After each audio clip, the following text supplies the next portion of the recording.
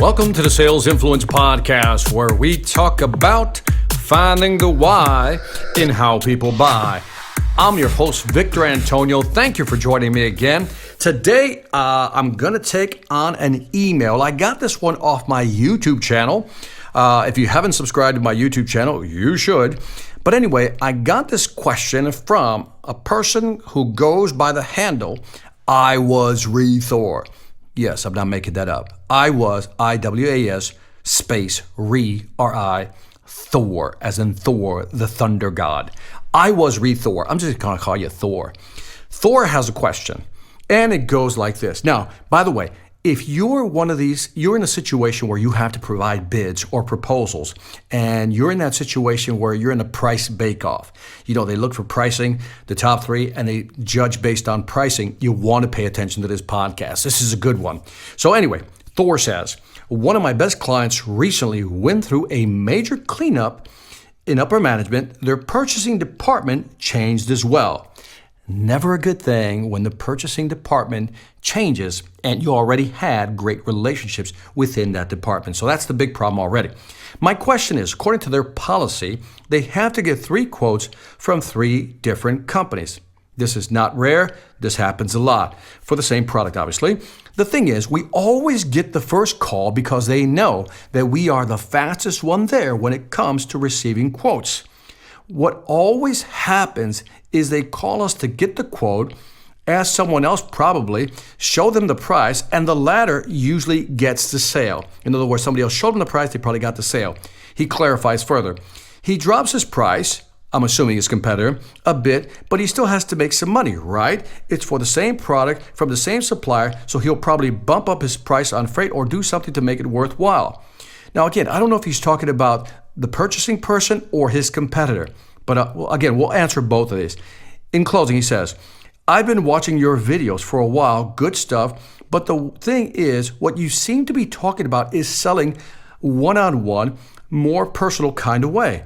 With big companies, Joe Bob, I love that already, good Southern reference, Joe Bob just wants his boss to know he got the lowest price, and for them, it seems that the lowest face value price is the best.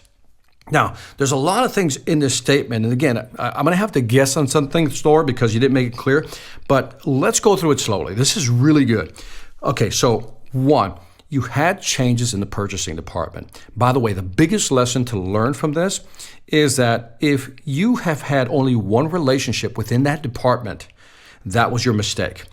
What I've learned in my years of selling is that you got to have multiple relationships within a single department. So for example, if I'm dealing with a purchasing department, I just don't deal with one person. Let's say they have 5 people working in purchasing. Well, I try to get to know all 5 people within purchasing, get on a friendly basis with them, if you know what I mean. In other words, once in a while, take them out for a cup of coffee, buy them lunch, whatever it may be, but just get to know everybody. So when a change does happen, there's still somebody in there who knows me and I know them. And then you say, my question is that these companies have a policy where they have to get 3 quotes from 3 different companies or 3 different vendors. Understand that's what happens.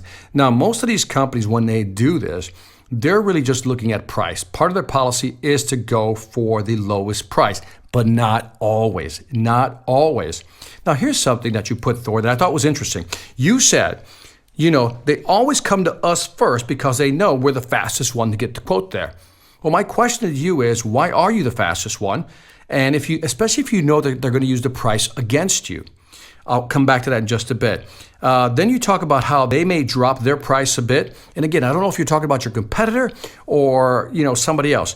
But you also talk about they're going to probably add some freight, to make it worth their while. I have no idea what you mean by that. I'm assuming you're thinking that the actual buyer is actually jacking up the price. In other words, they get you to lower the price, then they'll turn around and add some, profit margin on there before reselling it. That may happen. But bottom line is this. Let's get to the key points here. 1, the department has changed. Hopefully you still have great relationships, right? Number 2, you have to provide pricing. Now, my question to you is, instead of just providing pricing, and again, I don't know enough, is there any way to hand deliver the pricing? Is there any way to hand deliver the pricing? Or at least get the person on the phone and then send them the email with the pricing and go through it. Now, here's why this is important. If I can meet with the person, I can explain beyond pricing what's the real value. If I have them on the phone and I send them the email, I can walk them through what we offer. See, you didn't talk to me about, if you have any differentiation. See, I don't know what you sell. Thor, so I'm at a disadvantage. Is it a commodity product? Is it a non-commodity product? What are your differentiators? I don't know. But I'm going to assume that you have some differentiators. If you do, then I want to hand deliver that thing. I want to hand deliver that bid, or I want to talk to that person on the phone so they understand that beyond price, that we have real value. Because even when a company tells you it's about price, look, in 10 to maybe 15% of the cases, you're right. It is about price, and there's nothing you could really do. But I believe in the other, let's say 85 to 90% of the situations you're in, it's not about price, and sometimes they don't want to go with the lowest bid.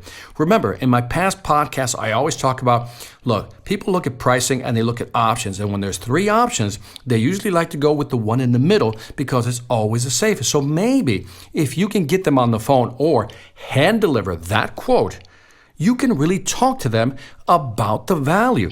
Now, here's another tip. And I used to have to deal with this a lot. And what I've learned is that purchasing people really only focus on price. So again, since I don't know what you sell, I'm going to have to assume certain things. What I would assume is that there's somebody else in the corporation, in that company, who is in charge of, let's say, a business unit. In other words, I am selling a product into this company, and somewhere there's a product manager or a director or a VP who runs that business unit who's going to use my products. So I don't want to just talk to purchasing. I want to talk to, as you call him, Billy Bob, and Billy Bob runs that profit center, runs that division. In other words, he's in charge of taking your product and integrating into some other product.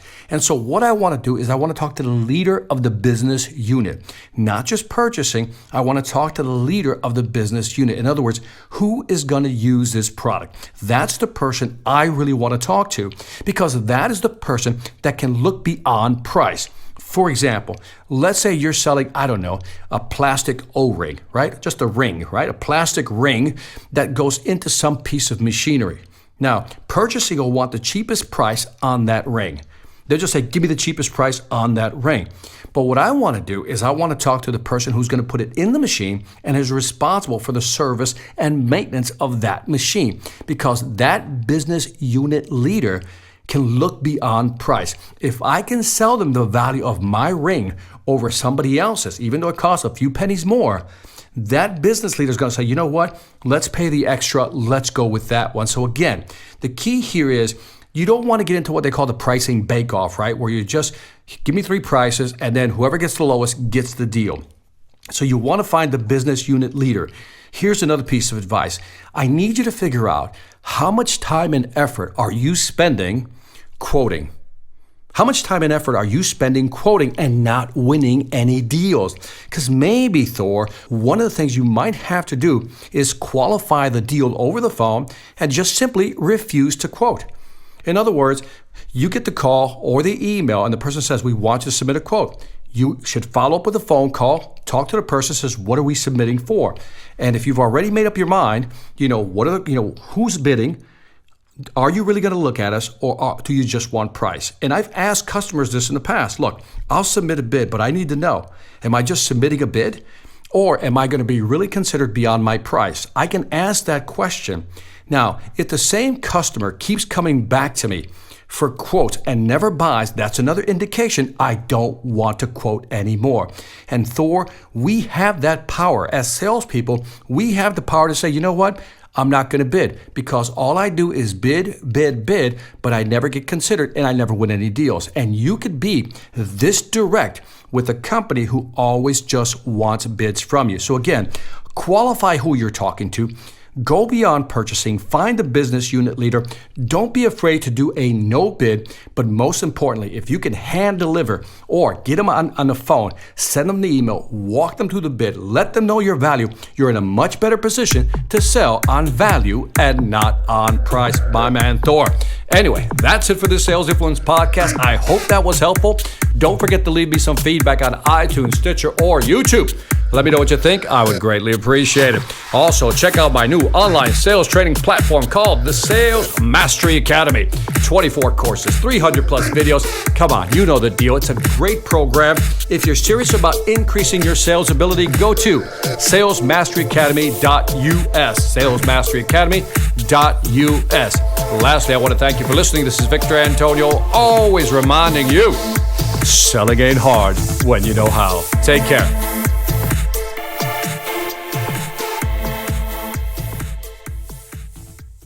Hi, I'm Victor Antonio. I'm an author, sales trainer, and keynote speaker. I'm often asked, what makes a great speaker? Is it someone who delivers real content that the audience can use? Is it someone who engages the audience so they're part of the learning experience?